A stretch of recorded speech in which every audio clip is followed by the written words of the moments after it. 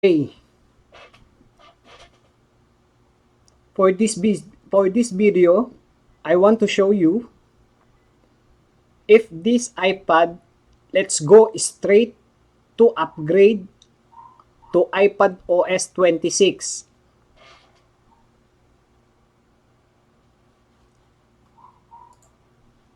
Okay? So this one is bypass before. The tools I use for the bypass is the MDM Patcher Universal. Let's try to upgrade this iPad via OTA on the air using Wi-Fi.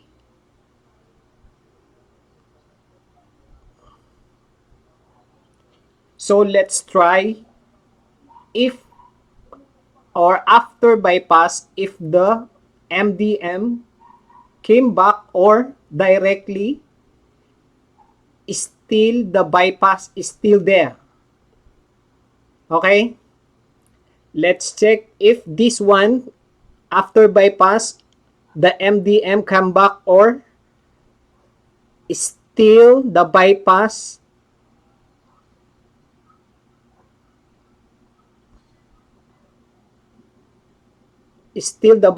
bypass is still there.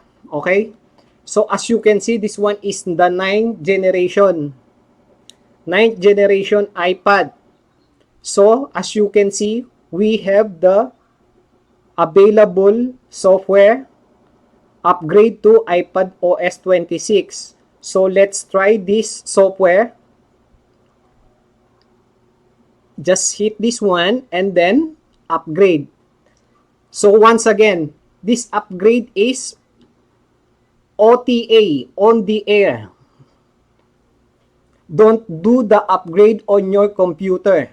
Just use the Wi-Fi. So let's try if the bypass is still there after the software update.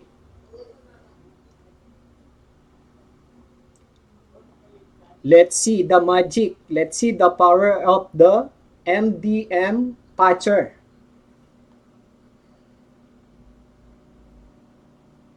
Let's see the magic. On the air software update via OTA.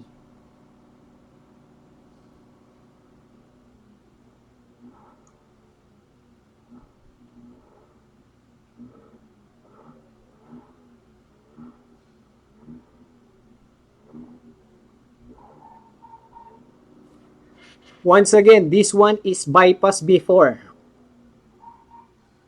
iOS 18 bypass before. And then let's go to upgrade directly to iPad OS 26. Because some of the viewer, they asking me, hey bro, this tutorial after I bypass, can I upgrade the iPad or iPhone? So now this is the answer. Let's see. If you bypass before using Mac platform, the Windows one I haven't tried, but I make sure I make that video for you for the Windows. I promise that I make a MDM kick Windows platform. Let's see.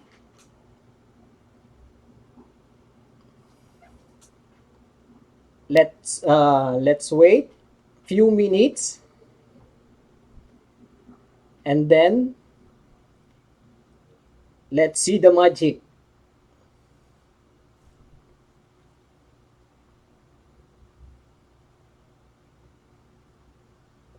Guys, I have a join button there. If you want to join to Road Bautist community, that one is very cheap only. I think 1.5 bucks only. 1.5 USD. Very cheap. if you join the community before I post to public, you are the first one to see the video.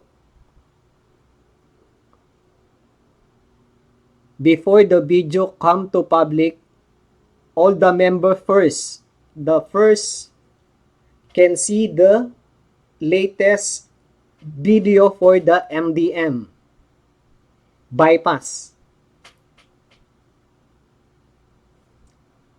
Consider that as a gift for Rod Bautista TV to continue this kind of topic about MDM bypass.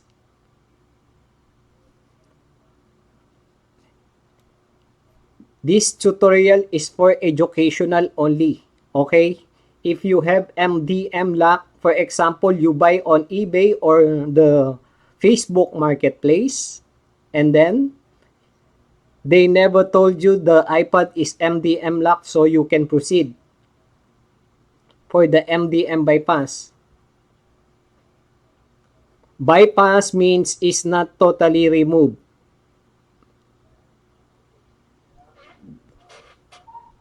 If you reset the iPad or restore to restore factory settings, the MDM return came back again and then redo the bypass.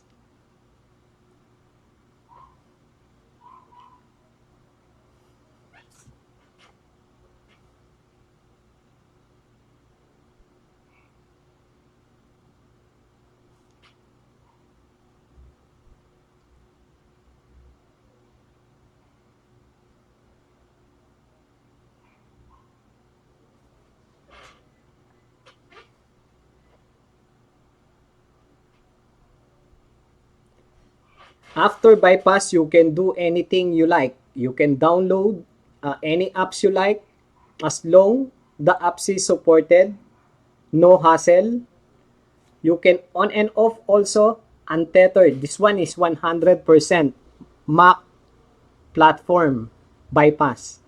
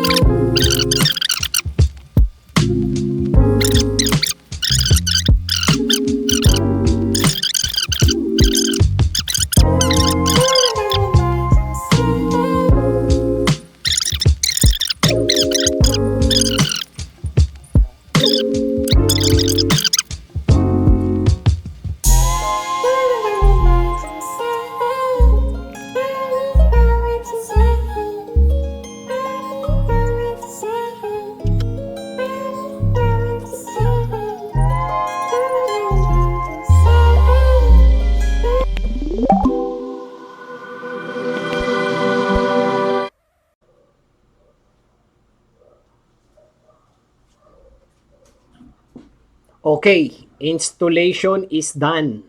Let's see the magic if the bypass is still there. This one is software update via OTA. iOS 18 go straight to iPad OS 26.0.1. So, continue. Set up this one later. Don't use passcode.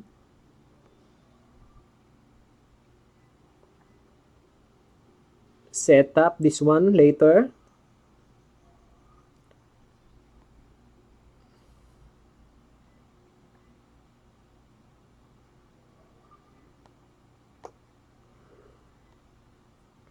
I think yes, confirm.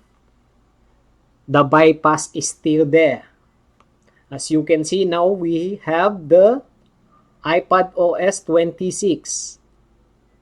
As you can see, iPad OS 26.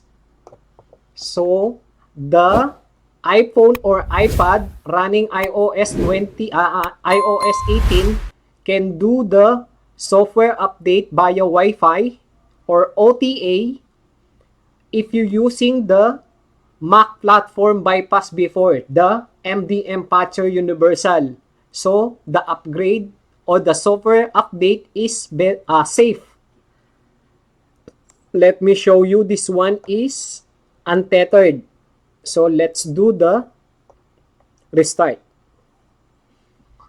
This one is untethered. So, safe to software update. So, if you're running iOS 18, if you want to use the iPad OS 26, safe to upgrade using via OTA. Use your Wi-Fi. Don't use your computer to update. Use the OTA. Okay? Let's on again. Let me show you. This one is untethered. That's why if you have the Mac machine, you are lucky. You can do the MDM bypass unlimited. So, untethered.